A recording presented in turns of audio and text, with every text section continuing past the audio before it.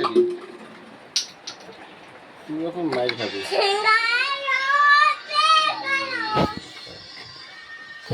মাইর খাবি তুই পড়তে বসে না মোবাইল নিয়ে বসে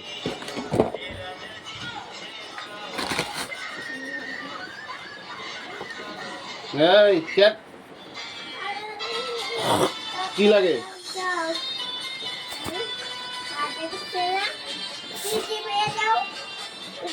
যাও